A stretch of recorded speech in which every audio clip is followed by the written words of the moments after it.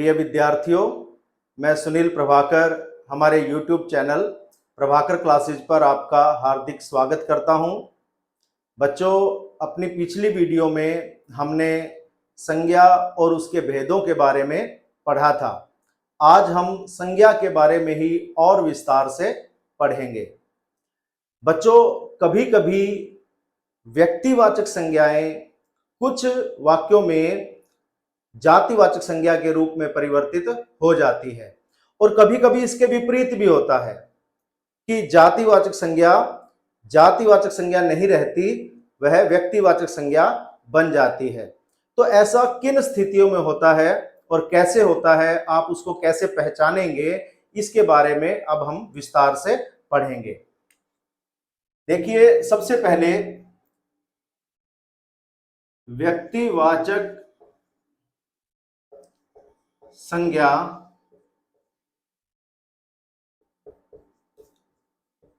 जातिवाचक संज्ञा के रूप में।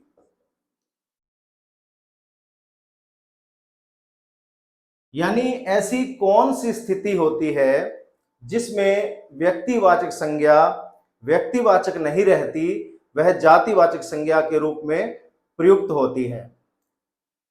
जैसे कि आपको पता है कि जो व्यक्तिवाचक संज्ञा है वो क्या होती है कि किसी स्थान, व्यक्ति, वस्तु, प्राणी का जब नाम दिया होता है तो वह व्यक्तिवाचक संज्ञा कहलाती है।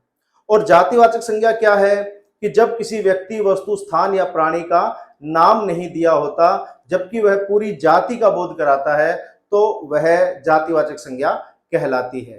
अब आप देखिए, ये मैं कुछ उदाहरण लिखता हूं, इससे आपको बात समझ में आएगी। जैसे देश को भगत सिंहों की आवश्यकता है। दूसरा, आज भी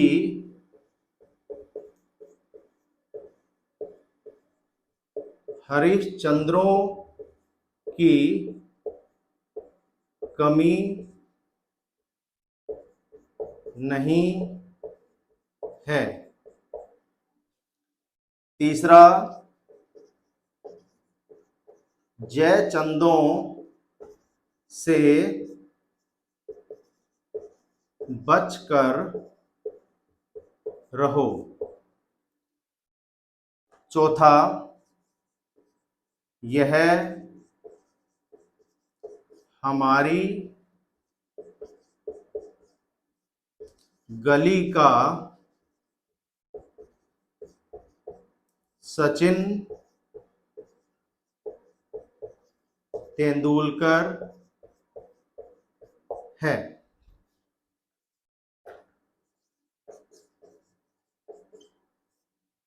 किसी न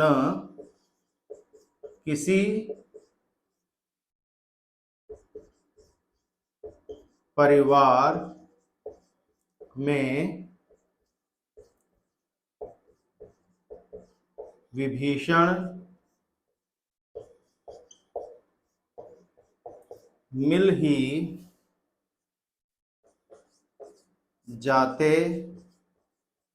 हैं। अब आप इन वाक्यों को ध्यान से देखिए। इसमें जो भगत सिंहों शब्द आया है, दूसरे वाक्य में हरिश्चंद्रों शब्द आया है, तीसरे में जयचंदों और इस चौथे वाक्य में सचिन तेंदुलकर और पांचवें वाक्य में विभीषण। वैसे तो आमतौर पर क्या होता है कि जब किसी व्यक्ति का नाम आता है तो वह व्यक्तिवाचक संज्ञा होती है, लेकिन इन वाक्यों को अगर आप ध्यान से समझेंगे तो आप देखेंगे कि ये जो व्यक्तिवाचक संज्ञाएं हैं, जो किसी व्यक्ति के नाम हैं, ये उस व्यक्ति विशेष के लिए नहीं आया जिसका ये नाम है। मेरी बात को समझिए कि ये जिसका नाम है भगत सिंह, जिसका नाम है, ये शब्द उस व्यक्ति के लिए नहीं आया। ठीक है, हरिश्चंद्र जिस व्यक्ति का नाम था, हरिश्चंद्र उसके लिए नहीं आया।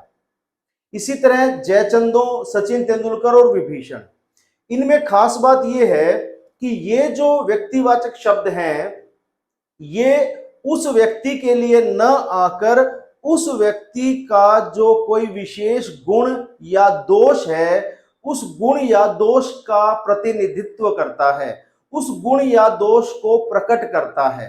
जैसे ही हम इस वाक्य को पढ़ते हैं कि देश को भगत सिंहों की आवश्यकता है, तो इसका मतलब है भगत सिंह जैसे लोगों की। और भगत सिंह जैसे कैसे? यानी कि भगत सिंह जैसे देशभक्त लोगों की। तो यहां देशभक्ति का भाव है। तो भगत सिंह जो शब्द है, ये उस भगत सिंह के लिए यदि आता, अगर हम यूं कहें कि भगत सिंह, सुखदेव और राजगुरु को फांसी दे दी गई, तो वहां भगत सिंह उसी भगत सिंह के लिए आया था, सुखदेव, राजगुरु उन्हीं के लिए आए थे जो क्रांतिकारी थे, जिनको उस समय फांसी दी गई थी। तो उस वाक्य में वो तीनों शब्द, भगत सिंह, सुखदेव और राजगुरु, तीनों शब्द व्यक्तिवाचक संज्ञा कहलाते। लेकिन इस वाक्य में भगत सिंह शब्द भगत सिंह जैसे देशभक्तों का बोध करा रहा है, इसलिए यह शब्द व्यक्तिवाचक संज्ञा नहीं है, यह जातिवाचक संज्ञा के अंतर्गत आएगा। क्योंकि जातिवाचक संज्ञा का मतलब होता है जो किसी एक व्यक्ति के लिए ना हो, जो व्यक्तियों के किसी समूह के लिए, ज्यादा व्यक्तियों के लिए हो, पूरी जाति का बोध कराता हो। तो ये देशभक्तों की पूरी जाति का बोध करा रहा है, इसलिए यह व्यक्तिवाचक संज्ञा नहीं है, इस समय यह जातिवाचक संज्ञा के रूप में प्रयुक्त हुआ है। इसी तरह दूसरा वाक्य, आज भी हरिश्चंद्रों की कमी नहीं है। तो हरिश्चंद्र सत्यनिष्ठा के लिए प्रसिद्ध हैं, सत्यनिष्ठा के लिए। तो हरिश्चंद्रों की कमी नहीं है, इसका मतलब है हरिश्चंद्र जैसे सत्यनिष्ठ लोगों की कमी नहीं है। तो यह भी व्यक्तिवाचक नहीं है, जातिवाचक है। ठीक है, अगर हम यूं कहते कि हरिश्चंद्र ने मरघट की रखवाली की, तो ये वही राजा हरिश्चंद्र की बात हो रही है, तो वो व्यक्तिवाचक संज्ञा होता। लेकिन इस वाक्य में व्यक्तिवाचक नहीं है, क्योंकि ये उस राजा हरिश्चंद्र की बात नहीं कर रहा, उस राजा हरिश्चंद्र जैसे लोगों की बात कर रहा है। ठीक है, वैसे ही सत्यनिष्ठ लोगों की बात कर रहा है। तो यहां ये व्यक्तिवाचक न होकर जातिवाचक है। इसी तरह जयचंदों से बचकर रहो। जयचंद इतिहास में विश्वासघाती के रूप में प्रसिद्ध है। तो ये उसका एक दोष है, ये अपने दोष के कारण प्रसिद्ध है, बदनाम कह सकते हैं, कुख्यात कह सकते हैं। तो जयचंदों जो शब्द है, ये भी व्यक्तिवाचक न होकर यहां जातिवाचक है, क्योंकि ये जयचंदों से बचकर रहो, इसके कहने का अभिप्राय यह है कि विश्वासघाती लोगों से बचकर रहो। तो ये उस जयचंद के लिए नहीं आया, उस जयचंद का जो दोष था, उस दोष को ये प्रकट करता है और वैसे ही लोगों के समूह की बात करता है। यह हमारी गली का सचिन तेंदुलकर है। अब आप देखिए कि ये सचिन तेंदुलकर, उसी सचिन तेंदुलकर का नाम तो है, लेकिन आया उसके लिए नहीं है। ये नाम उस सचिन तेंदुलकर के लिए प्रयुक्त नहीं हुआ। अगर ये वाक्य ऐसे होता कि सचिन तेंदुलकर ने अंतरराष्ट्रीय क्रिकेट से संन्यास ले लिया, तो उस वाक्य में सचिन तेंदुलकर व्यक्तिवाचक संज्ञा होता। लेकिन इस वाक्य में क्या है, हम किसी और लड़के को, किसी और खिलाड़ी को हम सचिन तेंदुलकर कहकर संबोधित कर रहे हैं। हमने उसका नाम सचिन तेंदुलकर रख दिया। वो क्यों रख दिया? वो सचिन तेंदुलकर जैसा अच्छा खेल खेलने के कारण। यानी कि वह बच्चा, वह खिलाड़ी, वो सचिन तेंदुलकर की तरह एक उत्कृष्ट क्रिकेटर है। इस गुण के कारण उसे सचिन तेंदुलकर कहा जाने लगा। तो ये सचिन तेंदुलकर उस लड़के को, उस खिलाड़ी को कहा जा रहा है जो सचिन तेंदुलकर की तरह खेलता है। तो ये उत्कृष्ट खिलाड़ी के कारण ऐसा हुआ है। तो ये उस सचिन तेंदुलकर के लिए नहीं आया। जो नाम जिसका हो, आप एक बात ध्यान रखें, जो नाम जिसका हो, अगर वो नाम उसी के लिए आया हो तो व्यक्तिवाचक है। अगर वही नाम किसी और के लिए आया है तो वह जातिवाचक होगा। ये आप एक बात ध्यान रखेंगे। जैसे पांचवा उदाहरण है, किसी न किसी परिवार में विभीषण मिल ही जाते हैं। तो विभीषण भी विश्वासघाती के रूप में कुख्यात है, बदनाम है। तो इसलिए यहां जो विभीषण है ये रावण के भाई विभीषण की बात नहीं है, क्योंकि हर घर में तो वो रावण का भाई विभीषण नहीं मिल सकता। कहने का अभिप्राय यह है कि उस विभीषण में जो गुण था या उस विभीषण में जो दोष था, उस दोष वाले व्यक्ति किसी न किसी परिवार में मिल ही जाते हैं। तो ये उस विभीषण के लिए न आकर वैसे ही लोगों के लिए आया है।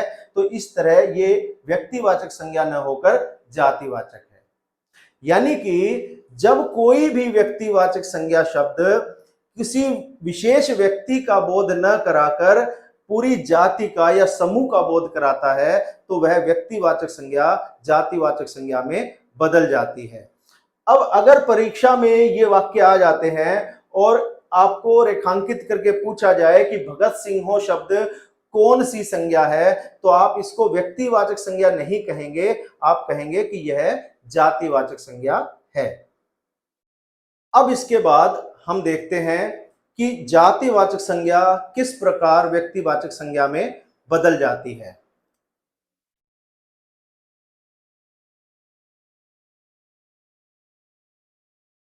जातिवाचक संज्ञा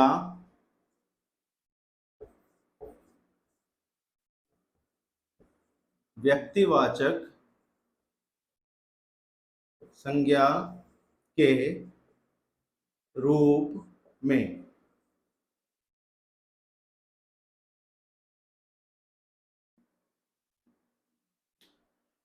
देखिए, उदाहरण देकर हम अपनी बात को स्पष्ट करेंगे।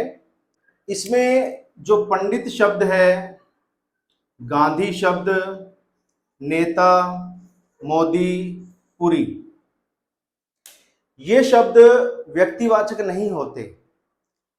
पंडित कोई भी व्यक्ति हो सकता है, अनेक पंडित देश में है, देश से बाहर है। पंडित किसी का नाम नहीं है तो ये व्यक्तिवाचक संज्ञा नहीं है।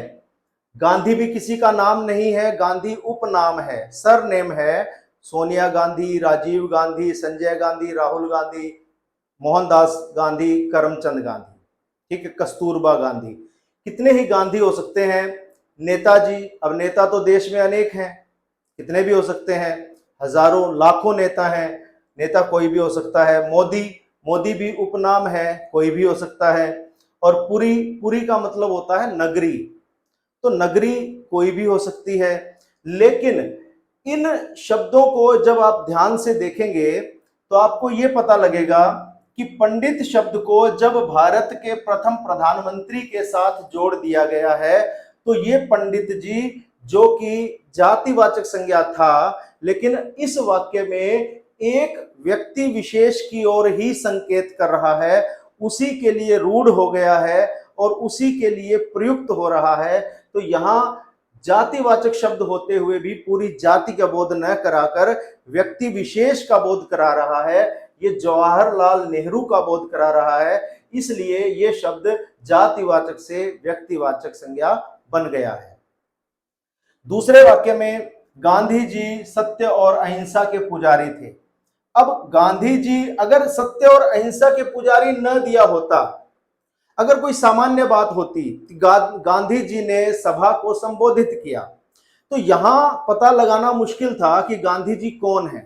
तो जब कोई भी गांधी जी हो सकता है तो इसका मतलब वहां गांधी जी जातिवाचक संज्ञा होता। लेकिन जब सत्य और अहिंसा के पुजारी के साथ गांधी जी शब्द जोड़ दिया तो अब ये गांधी जी राहुल गांधी, संजय गांधी, राजीव गांधी नहीं हो सकते। ये केवल मोहनदास गांधी की बात हो रही है, महात्मा गांधी की बात हो रही है। तो जब कोई शब्द होता जातिवाचक है लेकिन पूरी जाति का बोध नहीं कराता, किसी व्यक्ति विशेष की ओर संकेत करता है, उसका बोध कराता है, तो वह जातिवाचक संज्ञा से व्यक्तिवाचक संज्ञा में बदल जाता है। तीसरा, नेताजी ने आजाद हिंद फौज का गठन किया।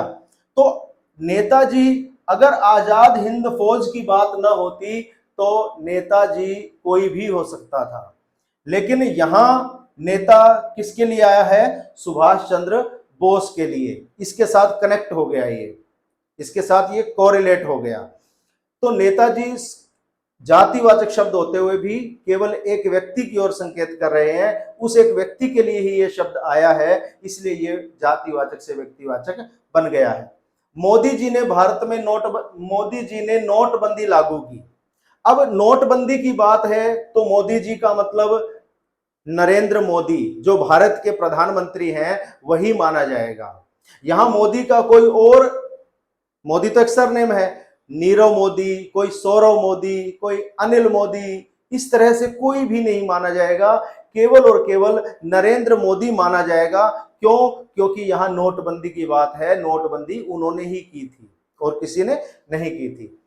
इसी तरह ये जो पुरी शब्द है, पुरी का मतलब नगरी होता है, लेकिन जब रथ यात्रा की बात आती है तो पूरे देश में, आपको पता होना चाहिए, पूरे देश में रथ यात्रा जगन्नाथपुरी की सबसे प्रसिद्ध है, सबसे सुंदर होती है। तो उसी जगन्नाथपुरी को संक्षेप में छोटे रूप में पुरी कह दिया जाता है। वैसे पुरी का अर्थ होता है नगरी, वो कोई भी हो सकती है। तो ये शब्द अपने आप में जातिवाचक संज्ञा है, लेकिन रथ यात्रा से जुड़ने के कारण ये शब्द जातिवाचक से व्यक्तिवाचक बन गया है। इसके अलावा बच्चों, कभी कभी भाववाचक संज्ञाएं, द्रव्यवाचक संज्ञाएं और समूहवाचक संज्ञाएं जब बहुवचन में प्रयुक्त होती हैं तो वे जातिवाचक संज्ञा कहलाती हैं। एक बात का आप ध्यान रखें, जब भाववाचक संज्ञा एक वचन में हो तो वह भाववाचक ही कहलाएगी, समूहवाचक संज्ञा एक वचन में हो तो वह समूहवाचक संज्ञा ही कहलाएगी, और द्रव्यवाचक संज्ञा जब एक वचन में हो तो वह द्रव्यवाचक संज्ञा ही कहलाएगी। लेकिन जब ये तीनों बहुवचन में आ जाएं तो ये अपने अपने वर्ग में नहीं कहलाएंगी, ये जातिवाचक संज्ञा कहलाएंगी। भाववाचक संज्ञाएं जो होती हैं वो ज्यादातर भाववाचक संज्ञाएं ऐसी होती हैं जिनका बहुवचन रूप नहीं बनता, जो एक वचन में रहती हैं हमेशा। लेकिन फिर भी कुछ भाववाचक संज्ञाएं ऐसी हैं जिनका बहुवचन रूप बनता है। तो जिनका बहुवचन रूप बनता है, तो जिस समय वे बहुवचन रूप में हों तब वे जातिवाचक संज्ञा कहलाएंगी, अगर वे अपने एक वचन रूप में हैं तो भाववाचक संज्ञा ही कहलाएंगी। जैसे अच्छाई शब्द है, बुराई, ये भाववाचक संज्ञाएं हैं। कठिनाई, विशेषता, प्रार्थना, दूरी, ये सब भाववाचक संज्ञाएं हैं। और ये सारी ऐसी भाववाचक संज्ञाएं हैं जो इस समय तो एक वचन में है, लेकिन इनके बहुवचन रूप बन सकते हैं। जैसे अच्छाई का अच्छाइयां या अच्छाइयों, बुराइयां बुराइयों, कठिनाइयां कठिनाइयों, विशेषताएं विशेषताओं, प्रार्थनाएं प्रार्थनाओं, दूरी दूरियां दूरियों। तो जब ये बहुवचन में आए, जैसे कोई वाक्य इस तरह से आ जाए कि दूसरों की अच्छाइयों को अपनाओ, तो इस वाक्य में अच्छाइयों जो शब्द है, ये अच्छाई शब्द का भाववाचक संज्ञा का ही बहुवचन रूप पाया है। तो इस वाक्य में अच्छाइयों शब्द भाववाचक संज्ञा नहीं कहलाएगा, जातिवाचक संज्ञा कहलाएगा। बुराइयों से दूर रहो, जीवन में कठिनाइयां आती ही रहती हैं, भारतीय संस्कृति की विशेषताएं बताइए। सच्ची प्रार्थनाएं कभी व्यर्थ नहीं जाती, उनके बीच दूरियां बढ़ती जा रही हैं। तो दूरी का दूरियां हो गया, तो दूरियां होते ही वो भाववाचक भी नहीं रहेगा, जातिवाचक हो जाएगा। इसी तरह समूहवाचक संज्ञा में होता है। जैसे समूहवाचक संज्ञा के उदाहरण है सेना, हमने पढ़ा था, सेना, कक्षा, सभा, समिति,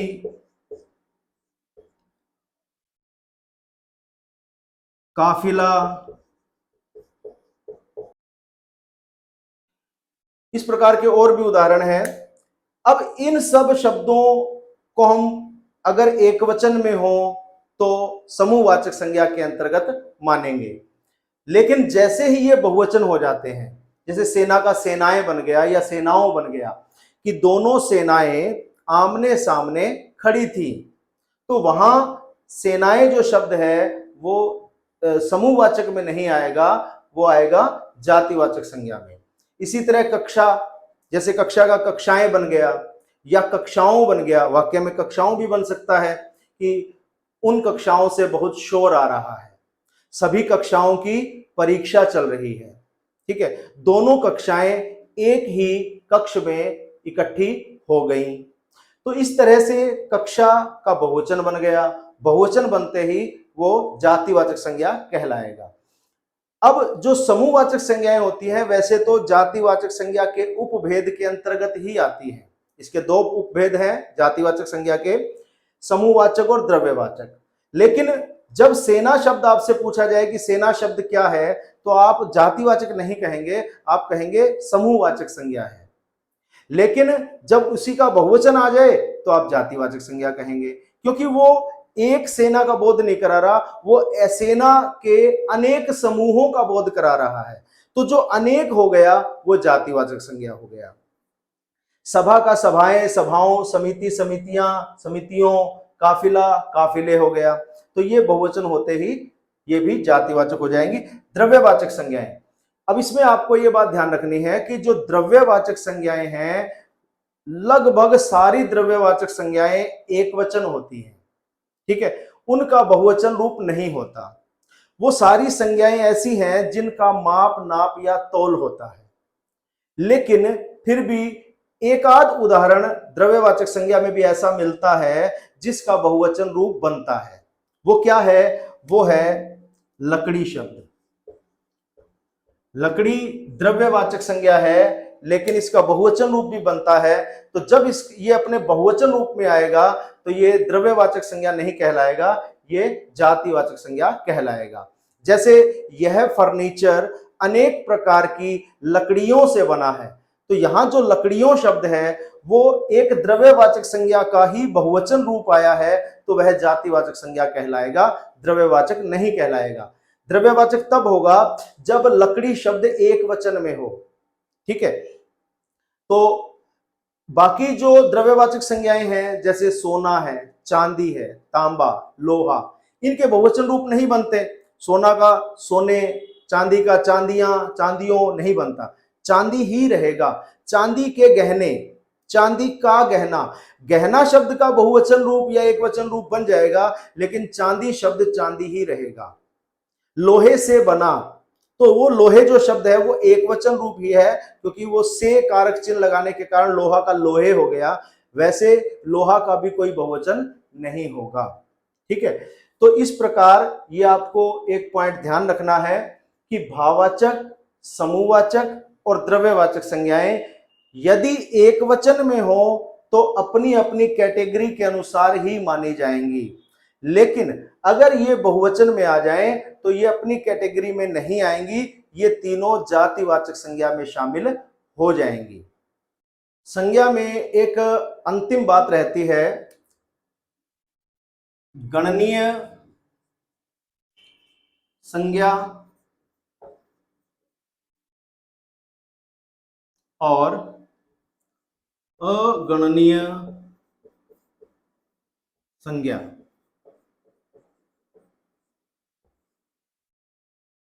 ये क्या है?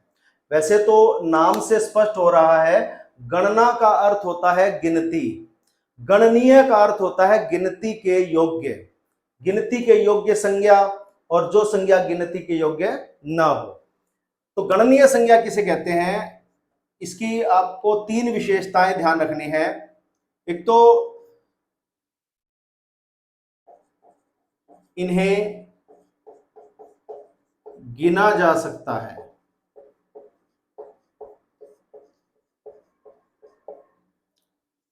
दूसरा, इनके बहुवचन रूप बन सकते हैं।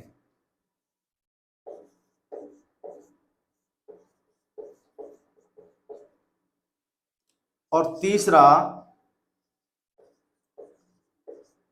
इनके साथ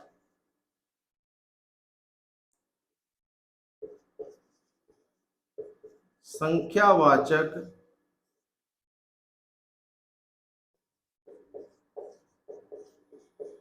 विशेषणों का प्रयोग किया जा सकता है। यानी कि गणनीय संज्ञाएं वे संज्ञाएं होती हैं जिन्हें गिना जा सकता है, जिनके बहुवचन रूप बन सकते हैं और जिनके साथ संख्यावाचक विशेषणों का प्रयोग किया जा सकता है। इसके विपरीत अगणनीय संज्ञाएं इसके बिल्कुल अपोजिट होती हैं। मैं पूरा नहीं लिखूंगा, आपको समझा दूंगा। अगणनीय संज्ञा क्या है? जैसे गणनीय संज्ञा में इन्हें गिना जा सकता है, इन्हें गिना नहीं जा सकता। ठीक है। इनके बहुवचन रूप बन सकते हैं, इनके बहुवचन रूप नहीं बन सकते। तीसरा, इनके साथ संख्यावाचक विशेषणों का प्रयोग किया जा सकता है। इसमें आएगा कि इनके साथ संख्यावाचक विशेषणों का प्रयोग नहीं किया जा सकता। इनके उदाहरण क्या होंगे? जैसे पुस्तक, नदी, पेड़, गुण, काम, कि मुझे आज दो काम करने हैं। उसमें अनेक गुण हैं, कई गुण हैं, दो गुण हैं, चार गुण हैं। पेड़ संख्या हो सकती है 5 पेड़, 2 नदियां, 10 किताबें, 10 पुस्तकें। तो ये सारे शब्द ऐसे हैं, इनका बहुवचन रूप भी बनता है। गुण का गुणों, कामों, पेड़ों, नदियां नदियों, पुस्तक पुस्तकें, पुस्तकों, इनका बहुवचन रूप भी बनता है। इन्हें गिना भी जा सकता है और इनके साथ संख्यावाचक विशेषणों का प्रयोग। संख्यावाचक विशेषण का मतलब है कि कोई भी संख्या बताने वाला विशेषण। जैसे पुस्तक के साथ हमने 10 लगा दिया, 10 पुस्तकें, या एक शब्द लगा दिया, एक पुस्तक, मुझे एक पुस्तक चाहिए। तो एक जो शब्द हमने लगाया या 10 शब्द लगाया, या हमने कहा कई पुस्तकें, अनेक पुस्तकें। ठीक है। तो ये सारे शब्द संख्यावाचक विशेषण है। कोई निश्चित संख्यावाचक है और कोई अनिश्चित संख्यावाचक है। तो इनके साथ ये तीनों चीजें, तीनों जो विशेषताएं हैं वो इन शब्दों में है, इसलिए इन संज्ञाओं को गणनीय संज्ञा कहा जाता है। और अगणनीय संज्ञा में क्या होता है? आमतौर पर जो व्यक्तिवाचक संज्ञाएं हैं, व्यक्तिवाचक संज्ञा ज्यादातर भाववाचक संज्ञा और ज्यादातर द्रव्यवाचक संज्ञा, ये सारे अगणनीय संज्ञाएं होती हैं। जैसे व्यक्तिवाचक में किसी भी व्यक्ति का नाम है, रमेश है, राकेश है, मोहन है, गीता है, लता है, सरला है, या कोई भी शहर का नाम है, दिल्ली है, कोई देश का नाम है, भारत है, नेपाल है, चीन है, अमेरिका है, पाकिस्तान है, या कोई पर्वत है, कोई नदी जैसे हिमालय, गंगा।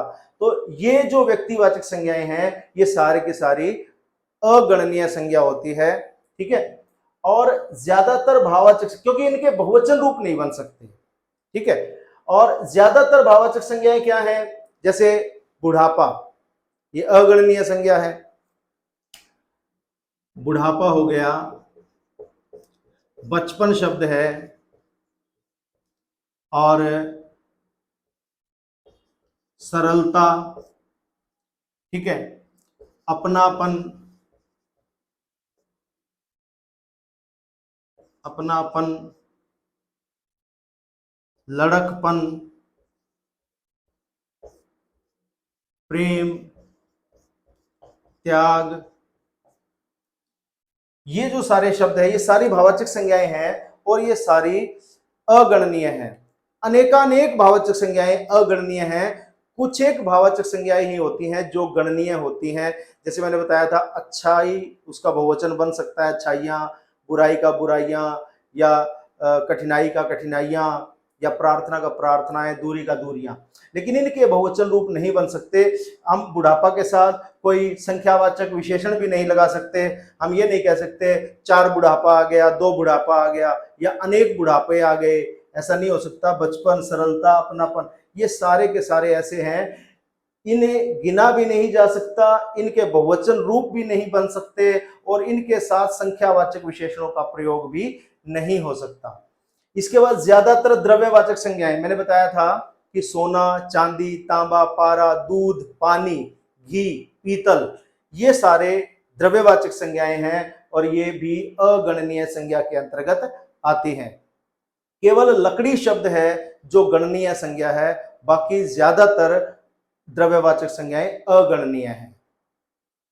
तो प्यारे बच्चों, आज हमने संज्ञा के भेदों के अलावा जो संज्ञा में और कुछ बहुत जरूरी बातें थी वो सब पढ़ी हैं।